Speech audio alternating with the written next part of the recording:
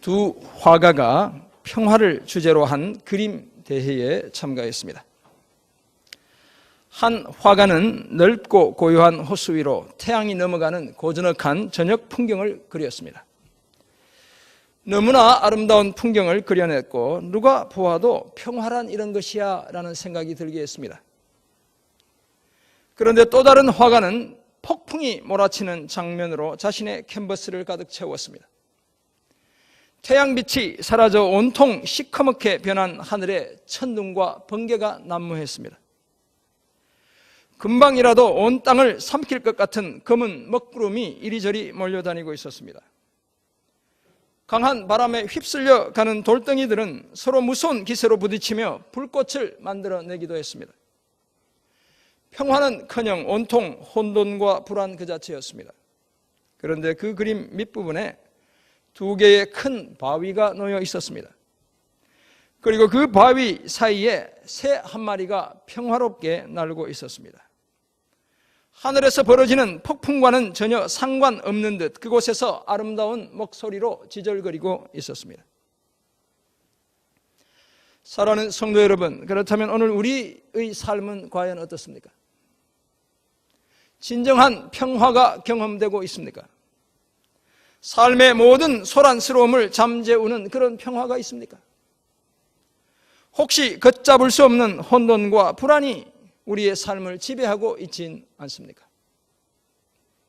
만약 그렇다면 우리가 평화를 잃어버리고 혼돈 속으로 빠져드는 가장 큰 이유는 과연 무엇이겠습니까? 무엇 때문에 우리는 불안과 초조함을 감추지 못하는 것이겠습니까? 그것은 다름 아니라 우리 안에 그리스도의 평강이 부족하기 때문에 그렇습니다. 또한 그리스도의 말씀이 부족하기 때문에 그렇습니다. 거기에다 모든 일을 그리스도의 이름으로 행하지 않기 때문에 그렇습니다. 그래서 우리는 평화를 상실한 채 혼돈과 불안 속에서 살아가게 되는 것입니다. 오늘 보면 골로새서 3장 15절에서 17절은 새 사람이 된 우리가 어떻게 우리 삶의 모든 불안을 잠재울 수 있는지를 말씀합니다. 다시 말해서 새 사람이 된 우리가 추구해야 할 삶의 모습이 어떤 것인지를 말씀하고 있습니다. 그것이 바로 그리스도의 평강이 우리의 마음을 다스리게 하는 것입니다. 또한 그리스도의 말씀이 우리 가운데 풍성하게 거하게 하는 것입니다. 그리고 우리가 말이든 일이든 다 그리스도의 이름으로 행하는 바로 그것입니다. 한마디로 말하면 그리스도 중심의 삶을 살아내는 것, 바로 그것을 말씀하고 있습니다. 이처럼 새 사람이 된 우리가 그리스도 중심의 삶을 살 것을 요청하는 오늘 본문 골로새서 3장 15절에서 17절을 통해 우리는 다음과 같은 새 사람의 충분 조건 세 가지를 발견할 수 있습니다. 먼저 그리스도의 평강이 우리의 마음을 다스리게 하는 것입니다. 둘째, 그리스도의 말씀이 우리 속에 풍성히 거하게 하는 것입니다. 그리고 끝으로 무엇을 하든지 다 그리스도의 이름으로 하고 하나님께 감사드리는 것입니다. 사도 바울은 오늘 본문을 통해서도 새 사람을 덧입은 성도들이 힘써야 할 삶의 모습이 어떤 것인지를 계속 말씀하고 있습니다. 지난주에 살펴보았지만 하나님께서 택하신 자요 거룩한 자요 사랑받는 자들이라면 성도들은 당연히 긍휼과 자비, 겸손과 온유, 오래 참음의 옷을 입고 용납과 용서 그리고 사랑의 삶을 힘써야 하는 것입니다. 그러나 이것만이 전부가 아닙니다. 교회 공동체 전체가 새롭게 되기 위해서는 또 다른 경건의 연습들이 필요한 것입니다. 그리고 바로 그런 노력은 우리 각 가정 안으로까지 확산되어져 가야 합니다. 바로 그 사실을 오늘 본문과 이어지는 3장 18절에서 4장 1절까지의 본문이 말씀하고 있는 것입니다. 이런 흐름 속에서 오늘 본문은 특별히 새 사람이 되어 그리스도 중심의 삶을 힘쓰는 우리가 갖추어야 할 또 다른 충분 조건 세 가지를 제시하고 있습니다. 그 첫 번째는 그리스도의 평강이 우리의 마음을 다스리게 하는 것입니다. 오늘 보면 15절이 바로 그 사실을 말씀합니다. 그리스도의 평강, 또 다른 말로는 그리스도의 평화. 과연 그 평화는 어떤 것이겠습니까? 그것은 십자가를 통해 하나님과 마음으로까지 원수되었던 우리를 하나님과 화목하게, 화해하게 하심으로 이루어낸 평화, 바로 그것입니다. 뿐만 아니라 우리 서로 간에 놓여 서로 원수가 되게 했던 중간에 막힌 담을 자신의 그리스도의 육체로 무너뜨리시고 이루어내신 바로 그런 평화인 것입니다. 그래서 예수님의 별명이 평강의 왕인 것입니다. 뿐만 아니라 평강의 주라고 예수님은 불려지는 것입니다. 사도 바울은 골로새 교회 성도들을 향해 이런 그리스도의 평화가 저들의 마음을 주장하게 하라라고 말씀했습니다. 여기서 주장한다는 것은 다스린다는 것 또는 통제한다는 것을 의미합니다. 또 다른 의미로는 무엇인가를 결정할 때 결정적인 요소가 되게 한다라는 의미도 가지고 있습니다. 그리고 중재자가 되게 한다는 의미도 가지고 있습니다. 그렇다면 평강이 마음을 주장하게 한다는 것은 공동체 안에서 서로 관심이나 이익이 충돌할 때 평화를 우선적으로 고려해야 한다라고 이해할 수 있는 것입니다. 이처럼 세 사람의 특성 중 하나인 평화는 우리의 속사람, 우리의 내면을 다스리는 원리인 동시에 교회 공동체의 지체들 간의 관계 속에서도 동일하게 적용되어야 하는 원리이기도 합니다. 이런 평화는 예수님을 통해 실현되었고 또한 예수님께서 우리에게 주시는 것이기도 합니다. 그래서 우리가 잘 아는 요한복음 4장 17절에서 주님은 이렇게 말씀하셨습니다. 평안을 너희에게 끼치노니 곧 나의 평안을 너희에게 주노라. 내가 너희에게 주는 것은 세상이 주는 것과 같지 아니하니라. 너희는 마음에 근심하지도 말고 두려워하지도 말라. 세상이 주는 것과 전혀 다른 평안, 곧 평화를 주시는 분이 바로 예수님 자신이라고 주님께서 친히 말씀하셨던 것입니다. 사도 바울 또한 데살로니가 후서 3장 16절에서 성도들을 향해 평강의 주께서 친히 때마다 일마다 너희에게 평강 주시기를 원하노라 라며 복을 빌었던 것입니다. 주님이 바로 평화를 주시는 분이라고 말씀했던 것입니다. 그런데 성도들이 이토록 평화를 갈망해야 하는 이유는 과연 무엇이겠습니까? 그것은 다름 아니라 성도들은 모두 그리스도 안에서 평화를 이루는 한 몸으로 부르심을 받았기 때문에 그렇습니다. 오늘 15절 중간 부분이 바로 그 사실을 말씀합니다. 하나님께서 저와 여러분을 선택하실 때에 단지 저와 여러분이 하나님의 자녀가 되는 것만을 위해 선택하신 것이 결코 아닙니다. 하나님께서 우리를 선택하신 것은 우리가 하나님께서 원하시는 삶을 살게 하시기 위해 선택하신 것입니다. 그리고 하나님께서 원하시는 그 삶이 바로 우리 서로가 하나 되는 것입니다. 15절에 따르면 그리스도 안에서 한 몸 된 우리가 서로 진정한 평화를 이루며 살게 하시기 위해 저와 여러분을 선택해 주신 것입니다. 그리고 15절 끝부분을 보면 바로 그 사실 때문에 감사해야 한다고 말씀하고 있습니다. 이 감사라는 말은 오늘 본문 15, 16, 17절에 공통적으로 등장하는 단어이기도 합니다. 그런데 사실 함께 그리스도 안에 있지만 우리가 서로 평화를 이루는 것이 말처럼 쉽지 않습니다. 구역을 섬기는 우리 구역장님들, 작은 구역 안에서도 서로 평화를 만들어내는 것이 결코 쉽지 않다는 것을 우리는 잘 알고 있습니다.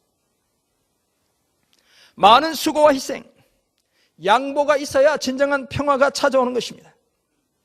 내 자존심을 죽이고 내가 손해볼 각오를 해야 서로 간에 평화를 이루어낼 수 있는 것입니다. 그래서 사도 바울은 우리의 삶의 평화를 주시기 위해 하나님께서 지불하셨던 그 값비싼 대가, 아들까지 희생하셔야만 했던 그 값비싼 대가를 통해 하나님께서 우리를 자녀로 불러주셨을 뿐만 아니라 서로 평화를 이루는 소명을 주셨다는 그 사실 때문에 오늘 15절 끝부분에서 감사라고 당부하고 있는 것입니다. 사랑하는 성도 여러분, 저와 여러분이 정말 그리스도 중심의 삶을 살기 원한다면 우리의 마음을 그리스도의 평화, 그리스도의 평강이 다스리게 해야 하는 것입니다. 인생의 거친 폭풍우 속에서도 영원한 반석 되시는 그리스도의 품 안에서만 누릴 수 있는 그 평화를 우리가 계속 추구해 나가야 하는 것입니다. 물론 모든 불의를 용납하면서까지 평화를 이루어야 한다는 말씀이 결코 아닙니다. 거짓이 아니라 진리 안에서 평화를 이루어가야 한다는 말씀인 것입니다. 그리고 평화를 이루는 그것이 우리의 소명이라는 사실을 기억해야 합니다. 한 걸음 더 나아가 우리를 하나님의 자녀로 불러주시고 평화를 이루는 소명을 맡겨주신 그 하나님께 감사드리는 삶을 살아낼 수 있어야 합니다. 우리 각자의 마음과 공동체의 삶을 그리스도의 평화가 다스리게 하는 이런 삶을 힘쓰는 저와 여러분 모두가 되시기를 간절히 소원합니다. 오늘 본문이 말씀하는 새 사람이 된 우리가 갖춰야 할 두 번째 충분 조건은 그리스도의 말씀이 우리 속에 풍성하게 거하게 하는 것입니다. 오늘 보면 16절이 바로 그 사실을 말씀합니다. 오늘 보면 16절에서 언급된 그리스도의 말씀은 예수님께서 직접 하신 말씀을 지칭할 수도 있고 또한 예수님에 관한 말씀을 나타낼 수도 있습니다. 그 말씀이 교회 공동체와 성도들 속에 풍성히 거하게 해야 한다라고 말씀하고 있습니다. 그렇다면 예수를 믿는 저와 여러분이 예수님의 말씀이 머무는 자리, 예수님의 말씀의 거처가 되게 해야 한다라고 이해할 수 있는 것입니다. 뿐만 아니라 예수님의 말씀이 교회 공동체의 모든 활동과 예배의 중심에 있어야 한다라고 이해할 수도 있습니다. 여기서 풍성히 거하게 하다는 것은 그저 피상적으로 또는 일시적으로 말씀을 붙드는 것을 의미하는 것이 아닙니다. 예수님의 말씀이 지속적으로 그리고 실제적으로 성도들 속에 자리 잡는 것을 의미합니다. 그래서 깊이 있고 깨달음을 주는 주의 말씀을 묵상함을 통해 그 말씀이 공동체 구성원 전체의 삶을 변화시키는 능력으로 드러나게 되는 것, 바로 그것을 의미하는 것입니다. 그런데 어떻게 그리스도의 말씀이 공동체 가운데 풍성하게 거하게 할 수 있겠습니까? 그 방법을 오늘 본문 16절이 함께 제시하고 있습니다. 먼저 피차 지혜로 가르치는 것입니다. 둘째, 서로 권면하는 것입니다. 그리고 셋째, 감사하는 마음으로 시와 찬송과 신령한 노래로 하나님을 찬양하는 것입니다. 그렇다면 어떤 의미에서는 지혜로 가르치며 권면하고 감사함으로 하나님을 찬양하는 것이 그리스도의 말씀을 공동체 안에 풍성하게 거하게 하는 수단이 될 수 있다는 것입니다. 그리고 그 반대로 지혜로 피차 가르치며 권면하고 감사하는 마음으로 하나님을 찬양하기 위해서 그리스도의 말씀이 우리 안에 풍성하게 거하게 해야 한다라고 말씀하고 있다고 이해할 수도 있습니다. 왜냐하면 다른 그 무엇이 아니라 예수 그리스도의 말씀을 통해 우리가 지혜로 가르치며 권면할 수 있기 때문입니다. 뿐만 아니라 그리스도의 말씀을 통해 하나님을 향해 감사가 넘쳐나는 온전한 찬양도 올려드릴 수 있기 때문에 그런 것입니다. 다시 말해서 공동체가 그리스도의 말씀 안에 견고하게 서 있어야 제대로 된 가르침과 권면이 가능하고 하나님을 향해 감사에서 우러나오는 온전한 찬양도 올려드릴 수 있다는 것입니다. 그렇다면 그리스도의 말씀이 공동체의 예배, 공동체의 신앙교육, 공동체의 교훈, 훈련의 출발점이 되어야 한다라고 이해할 수 있는 것입니다. 여기서 가르친다는 것은 진리에 대한 적극적인 소개 또는 제시를 의미합니다. 반면에 권면한다는 것은 성경의 진리로부터 벗어나는 위험에 대한 경고를 통해 그 사람을 바로 잡는 것을 의미합니다. 이 권면하다라는 말에 헬라어로 누세테오라는 단어가 사용되고 있습니다. 이 성경적 상담을 공부하신 분들 중에 권고적 상담이라는 말이 있습니다. 이것이 바로 누세테오라는 단어에서 나온 것이죠. 누세릭 카운셀링이라고 이야기하는데 잘못된 것을 지적해서 그것을 고쳐주는 상담, 이것을 권고적 상담이라고 이야기하는데 오늘 권면하다라는 이 말에 그 단어가 사용되고 있습니다. 그런데 무엇이 오늘 본문이 말씀하는 가르치고 권면하는 데 필요한 지혜가 되겠습니까? 그것은 다름 아니라 하나님의 뜻을 알고 그 뜻대로 살아가는 것, 그것이 바로 지혜인 것입니다. 또한 거짓 교사들의 헛된 가르침에 빠져들지 않게 하는 예수 그리스도의 복음과 예수 그리스도 자신이 곧 지혜인 것입니다. 뿐만 아니라 성도들이 하나님을 아는 지식에 따라 살아가도록 목회적으로 성도들을 가르치고 권면하는 것, 이것이 또한 지혜인 것입니다. 이런 모든 지혜로 가르치고 권면하기 위해 예수님의 말씀, 곧 하나님의 말씀이 공동체 안에 풍성히 거하게 해야 한다고 말씀하고 있습니다. 또한 감사하는 마음으로 하나님께 시와 찬송과 신령한 노래를 올려드리기 위해서도 공동체 안에 그리스도의 말씀, 곧 하나님의 말씀이 필요한 것입니다. 그래서 개혁주의를 표방하는 개신교회들, 우리 교회는 개혁주의 교회이거든요. 개혁주의를 표방하는 개신교회들의 예배 중심에는 언제나 하나님의 말씀 선포가 놓여 있습니다. 오늘 우리가 1시간 드리는 예배 속에도 말씀을 선포하는 제 시간이 약 33분, 가장 길게 차지하고 있는 것, 이것이 개혁교회의 예배의 특징이 된 것입니다. 우리 교회의 4가지 핵심 가치, 주보의 핵심 가치, 비전, 미션 이렇게 다 나와 있죠. 거기에 첫 번째가 뭡니까? 말씀입니다. 말씀, 사람, 은사, 열정이 4가지 핵심 가치인데 그 중에 첫 번째가 말씀인 것입니다. 8가지 교회의 사명이 있습니다. 여러분 주보에 다 소개되고 있죠. 그 첫 번째가 무엇입니까? 말씀 선포, 생명을 살리는 말씀 선포가 우리 교회의 첫 번째 사명인 이유가 바로 여기에 있는 것입니다. 말씀이 없는 교회는 사실 시체와도 같은 교회인 것입니다. 말씀을 통해 우리는 하나님을 알고 하나님의 창조를 알며 하나님의 뜻을 알고 인류 역사에 대한 하나님의 섭리를 알게 되는 것입니다. 그리고 그 말씀을 통해 우리도 예수님처럼 우리를 미혹하는 흉악한 자들을 이겨낼 수 있는 것입니다. 그래서 그리스도의 말씀이 우리 안에 풍성하게 거하게 해야 하는 것입니다. 한편 시인은 시편 19편 7절에서 11절을 통해 하나님의 말씀에 대해 이렇게 노래하고 있습니다. 하나님의 말씀에 대한 강조는 신약시대 또는 개신교회, 개혁교회의 강조만이 아니라는 것입니다. 뭐라고 노래하고 있습니까? 우리가 잘 아는 시편 19편 7절, 여호와의 율법은 완전하여 영혼을 소성시키며 여호와의 증거는 확실하여 우둔한 자를 지혜롭게 하며 여호와의 교훈은 정직하여 마음을 기쁘게 하고 여호와의 계명은 순결하여 눈을 밝게 하시도다. 여호와를 경외하는 도는 정결하여 영혼까지 이르고 여호와의 법도 진실하여 다 의로우니 금곧 많은 순금보다 더 사모할 것이며 꿀과 송이꿀보다 더 달도다. 또 주의 종이 이것으로 경고를 받고 이것을 지킴으로 상이 크니이다. 뭘 얘기합니까? 율법, 증거, 교훈, 계명, 도, 법. 뭘 얘기합니까? 하나님의 말씀을 이야기하는 것입니다. 하나님의 말씀이 바로 이렇다는 것입니다. 사랑하는 성도 여러분, 저는 우리 모두가 시인처럼 우리의 생애 내내 그리스도의 말씀, 하나님의 말씀에 붙들려 살아가게 되길 간절히 소원합니다. 그 말씀이 우리를 소성시키고 새롭게 하는 능력으로 다가오게 될 것입니다. 그것을 위해 말씀을 늘 곁에 두고 읽고 묵상하며 말씀대로 살기 위해 발버둥치는 저와 여러분 모두가 되시길 간절히 소원합니다. 오늘 본문이 말씀하고 있는 세 사람의 또 다른 충분 조건, 세 번째 충분 조건은 무엇을 하든지 다 그리스도의 이름으로 하고 하나님께 감사해야 한다는 것입니다. 지난 수요일 6월 29일은 2016년도 상반기 교회 마당 앞 전도 또 노방 전도가 방학에 들어가는 봄학기 마지막 날이었습니다.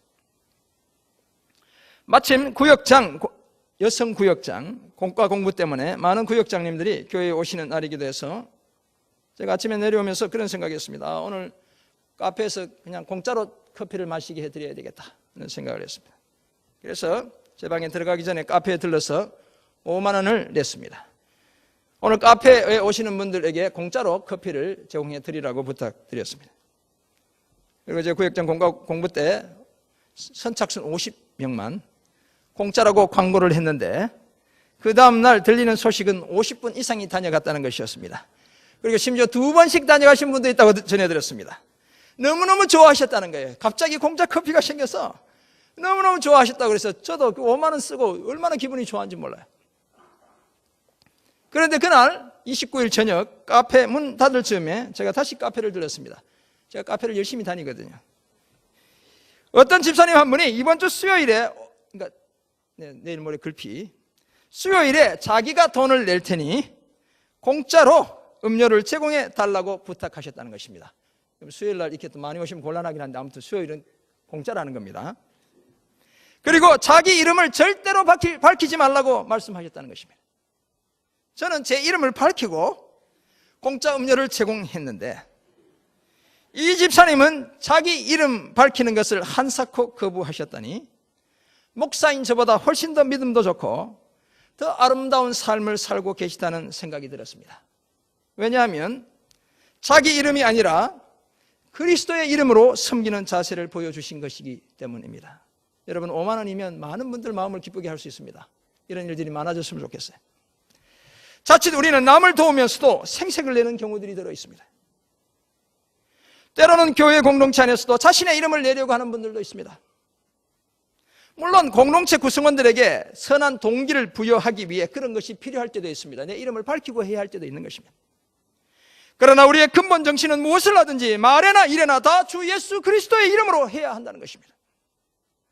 한 걸음 더 나아가 우리가 말로나 행동으로 그리스도의 이름으로 무엇인가를 행할 수 있다는 사실 그 자체에 대해 감사해야 한다는 것입니다. 그것이 바로 그리스도 예수를 주로 영접한 새 사람의 또 다른 충분 조건이라는 것입니다. 사랑하는 성도 여러분, 그런데 과연 우리는 정말 우리의 말이나 행동을 그리스도의 이름으로 행하고 있습니까? 내 이름이 전혀 드러나지 않는 그 자리에서도 한결같이 그리스도의 이름으로 말하며 행하고 있습니까? 그리고 오늘 우리가 속한 이 자리에서 그리스도를 힘입어 그리스도를 통해 정말 감사하는 마음으로 공동체를 섬기고 있습니까? 혹시 기쁨이 사라진 굳은 얼굴을 하고 있지는 않습니까? 그래서 내가 섬기는 모습이 오히려 나를 바라보는 지체들에게 큰 부담이 되고 있진 않습니까? 말씀의 거울을 통해 적어도 한 번쯤은 섬기는 내 모습을 점검해 볼 필요가 있는 것입니다. 그리고 다시 한번 골로새 2장 6절과 7절의 말씀을 가슴에 되새겨야 합니다. 그리고 이미 묵상했던 말씀이죠. 그러므로 너희가 그리스도 예수를 주로 받았으니 그 안에서 행하되 그 안에 뿌리를 박으며 세움을 받아 교훈을 받은 대로 믿음에 굳게 서서 뭘 넘치게 하라고요? 감사함을 넘치게 하라. 감사함을 넘치게 하라. 그래서 무엇을 하든지 말에나 일에나 다 주 예수 그리스도의 이름으로 하고 예수 그리스도를 힘입어 아버지 하나님께 감사드리는 우리 모두가 되어야 하는 것입니다. 이런 삶을 힘쓰는 저와 여러분 모두가 되기를 간절히 소원합니다. 그렇다면 이와 같은 사실을 깨달은 우리가 살아야 할 구체적인 삶의 모습은 어떤 것이겠습니까? 먼저 개인과 공동체의 평화를 깨뜨리는 불필요한 말들을 그쳐야 합니다. 제가 여러 번 강조하죠. 불필요한 말들을 그쳐야 합니다. 우리가 누리는 평화가 내가 내뱉은 한마디 말 때문에 깨어지는 경우가 비일비재합니다. 다반사인 것입니다. 물론 내가 하고 싶은 얘기를 누군가에게 다 하고 나면 잠시 내 속은 시원해요. 그러나 얼마 지나지 않아 다른 누군가가 아니라 바로 나 자신이 그 말에 대한 책임을 져야 합니다. 내 감정을 다스리지 못한 채 이런저런 말을 한 것이 결과적으로 나 자신은 물론 공동체 전체에도 큰 해악을 일으키는 것은 불을 보듯 뻔한 일인 것입니다. 명약관화하다라고 말하는 것이죠. 때로 마음이 통하는 사람과 누군가에 대해 실컷 이런저런 얘기를 누군가에 대해 이런저런 얘기를 실컷 하고 나면 잠시 내 속은 후련할 수 있습니다. 그러나 가만히 돌아보면 그 말에 지나치게 내 감정이 들어가 있고 그래서 나는 점점 더 뒷담화를 가십을 좋아하는 왜곡된 인격을 소유하게 되는 것입니다. 그래서 골로새서 3장 8절과 9절은 그러지 않도록 비방과 입에 더러운 말과 거짓말을 그치라고 요청하고 있는 것입니다. 사랑하는 성도 여러분, 진정한 마음의 평화는 그런 불필요한 말들로 얻게 되는 것이 결코 아닙니다. 일시적인 평화에 속지 않아야 합니다. 억울하더라도 밉더라도 마음을 다 드러내고 말하기보다 그래서 나의 처지와 억울함을 알아주는 누군가를 내가 소유하려 하기보다 누군가를 내 편으로 만들려 하기보다 예수 그리스도를 우리의 마음에 모실 때 그리고 우리가 예수님 편이 될 때 바로 그때 진정한 평화를 얻게 되는 것입니다. 나의 억울함뿐만 아니라 상대방의 억울함까지도 공평하게 알아주시는 예수 그리스도를 소유하게 될 때 진정한 평화가 찾아오게 되는 것입니다. 그러므로 이제 나 자신과 내가 속한 공동체에 아무런 도움도 되지 않는 나의 평화뿐만 아니라 공동체의 평화를 깨트리는 그런 불필요한 말들을 그쳐야 합니다. 그런 말들은 우리 각자의 마음에서 이제 완전히 지워버려야 합니다. 그래야 저와 여러분이 그리스도의 평강을 제대로 누릴 수 있게 되는 것입니다. 두 번째 적용점, 힘겨운 삶의 자리에서도 우리는 감사해야 합니다. 믿음 안에서 살아가는 우리가 늘 빼먹지 않아야 할 일 중에 중요한 일 중에 하나가 바로 감사인 것입니다. 맥주감사절 상반기 주신 주님의 은혜를 기억하며 우리가 오늘 주님 앞에 헌금을 드리잖아요. 늘 감사를 잊지 않아야 하는 것입니다. 물론 우리 중에는 감사하기 어려운 처지에 놓여 있는 분들도 많이 있습니다. 믿지 않는 남편 때문에, 불순종하는 자녀들 때문에, 나 자신이나 가족의 건강 문제로 여전히 힘겨운 삶을 살고 있는 많은 분들이 있습니다. 뿐만 아니라 장래에 대한 불확실성 때문에 마음이 불안한 우리 젊은이들도 우리 공동체 안에 많이 있습니다. 또한 깨어진 관계로 인해 속이 몹시 상해 있는 그런 분들도 있는 것입니다. 때로는 생활비가 부족한 분도 있습니다. 학비가 모자라는 그런 자녀들도 있는 것입니다. 어쩌면 우리 중에 때로는 교회가 집에서 너무 멀어 불편하고 왠지 교회의 시스템과 성도들과 담임 목사가 마음에 들지 않는 그런 분들도 있을 수 있는 것입니다. 그렇지만 사랑하는 성도 여러분, 오늘 다소 불편하게 느껴지는 여러분이 앉아있는 그 자리, 그리고 제가 지금 서 있는 이 자리는 뭐 황금 방석을 깔아놓았겠습니까? 때로는 가시 방석일 수도 있는 것이죠. 여러분이 앉아있는 그 자리, 지금 제가 서 있는 이 자리, 우리 공동체, 우리 가정, 우리의 일터, 우리의 학교 다 감사의 자리라는 사실을 기억해야 합니다. 왜냐하면 그 불편한 관계 속에서 하나님께서는 오히려 우리 각자의 어리석음을, 연약함을, 무지함을 보게 하시기 때문에 그렇습니다. 그 불편함들 때문에 오히려 하나님의 은혜로 산다는 고백을 하게 하시기 때문에 그렇습니다. 그 어색한 자리에서 오히려 나 자신을 보게 하시며 나야말로 그리스도의 평강과 말씀이 필요한 존재라는 사실을 깨닫게 하시기 때문에 그런 것입니다. 그러므로 오늘 저와 여러분이 머무는 그 자리, 도무지 감사할 것이라고 눈을 닫고 쳐다봐도 보이지 않는 그 자리에서도 의지를 가지고 하나님께 감사를 드리는 저와 여러분이 되어야 합니다. 그런 우리에게 머지않아 하나님께서 확실한 감사의 조건들을 허락해 주실 것입니다. 미국의 유명한, 아주 유명하진 않지만 그래도 우리에게 알려진 여성 작가 중에 트리나 폴러스라는 여성 작가가 있습니다. 이 여성 작가가 쓴 이 동화책은 아주 유명하죠. 꽃들에게 희망을 이라는 동화책이 있습니다. 이 동화는 사람들의 가슴에 더 나은 삶, 곧 진정한 혁명을 심어주기 위해 쓰여진 글입니다. 아이들을 위한 동화라고 생각하는데 사실 어른들이 읽어야 될 동화예요. 주인공 호랑애벌레와 노랑애벌레는 서로 다른 과정을 거치지만 궁극적으로 다 나비가 되었습니다. 진정한 혁명을 이루어낸 것입니다. 애벌레에서 나비가 되는 놀라운 일들이 일어난 거죠. 이 두 애벌레는 미지의 세계로 여행을 떠나 서로 때로는 누군가로부터 도움을 받고 때로는 누군가를 도와주며 더 나은 삶을 만들어낼 수 있었습니다. 동화 속에서 노랑애벌레는 호랑애벌레와 잠시 이 두 애벌레 사람이 아니고 두 애벌레는 사랑하는 사이거든요. 잠시 헤어진 후 나무에 매달린 늙은 애벌레를 만나게 되었습니다. 나무에 매달려 있으니까 불쌍해 보이는 거예요. 그 애벌레가 불쌍해서 어떻게든 도와주려고 했습니다. 그런데 그 나무에 매달린 늙은 애벌레는 자기가 그렇게 해야만 나비가 될 수 있다는 것이었습니다. 다시 말해서 지금 그렇게 매달려 있는 것이 진정한 혁명을 만들어내는 과정이라고 말했던 것입니다. 그때 노랑 애벌레가 아직 나비가 뭔지를 몰라요. 이 어린 애벌레는. 나비가 도대체 뭐예요? 라고 물었습니다. 그러자 늙은 애벌레는 나비는 미래의 네 모습이지 라고 말했습니다. 그리고는 계속해서 나비는 아름다운 날개로 날아다니면서 땅과 하늘을 연결시켜 줄 뿐만 아니라 꽃에서 꿀을 빨아 마시고 이 꽃에서 저 꽃으로 사랑의 씨앗을 날라준단다 라고 말하는 것이었습니다. 그리고는 나비가 없으면 꽃들도 이 세상에서 곧 사라지게 돼 라고 말하는 것이었습니다.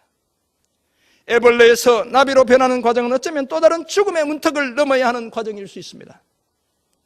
그 고치 속에 들어있는 애벌레는 마치 무덤 속에 갇힌 것처럼 보이기 때문에 그렇습니다. 그러나 참 모습은 그 속에 여전히 살아 있습니다. 모양은 바뀌어도 목숨이 없어지는 것은 결코 아니기 때문에 그렇습니다. 그 고치의 시간을 지나면, 그 인고의 시간을 지나면 드디어 꽃들에게 희망을 주는 나비가 되는 것입니다. 사랑하는 성도 여러분, 호랑애벌레와 노랑애벌레가 나비가 되는 길이 결코 쉽지 않았듯이 우리가 예수 그리스도를 삶의 중심에 모신 새 사람으로 온전히 살아가는 것, 그것도 결코 쉽지 않습니다. 말처럼 쉽지 않다는 것입니다. 잘못된 호기심 때문에 좌충우돌할 때도 있고 더 높이 올라가려고 다른 사람을 이용하기도 하고 그러는 중에 나 자신이 상처를 입기도 하는 것입니다. 평화는커녕 더 큰 불안과 초조감이 우리를 엄습해 올 수도 있는 것입니다. 그러나 우리는 나비, 곧 새 사람이 되기를 포기할 수 없습니다. 왜냐하면 예수를 믿는 저와 여러분은 복음의 꽃이 만발하게 하는 이 시대의 영적인 나비가 되어야 하기 때문에 그렇습니다. 물론 우리 스스로의 힘으로는 불가능합니다. 그러나 예수님의 도움을 받으면 가능합니다. 바로 그 사실을 오늘 본문이 말씀하고 있습니다. 그리스도의 평강이 우리 마음을 주장하게 하고 그리스도의 말씀이 우리 속에 풍성히 거하게 하며 무엇을 하든지 감사하며 다 주 예수의 이름으로 하면 가능한 것입니다. 그리고 우리가 이런 삶을 살아낼 수 있는 이유가 있습니다. 빼앗기지 않는 진정한 평화의 근원이 바로 예수 그리스도이기 때문에 그렇습니다.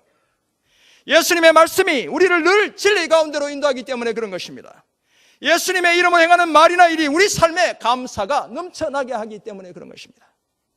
바로 이 사실을 기억하며 그리스도의 평화, 그리스도의 말씀, 그리스도의 이름으로 말미암는 감사가 넘치는 새 사람의 복된 삶을 계속해서 살아가는 저와 여러분 모두가 되시기를 주님의 이름으로 축원합니다. 아멘. 기도하겠습니다. 하나님 아버지, 오늘 우리에게 주신 소중하고 엄중한 주의 말씀을 기억합니다. 예수님을 우리 삶의 중심에, 우리의 마음의 중심에 모신 온전한 새 사람의 삶을 살아가는 저희 모두 되게 도와주옵소서. 그리스도의 평강, 그리스도의 말씀, 그 그리스도의 이름 중심에 아름다운 삶을 감당해내 우리가 만들어가는 이 공동체, 정말 복음의 꽃으로 만발하는 아름다운 공동체 되게 해 주옵소서. 그 일에 쓰임받는 우리 모두 되게 해 주옵소서. 감사드리며 존귀하신 예수 그리스도의 이름으로 기도드립니다. 아멘.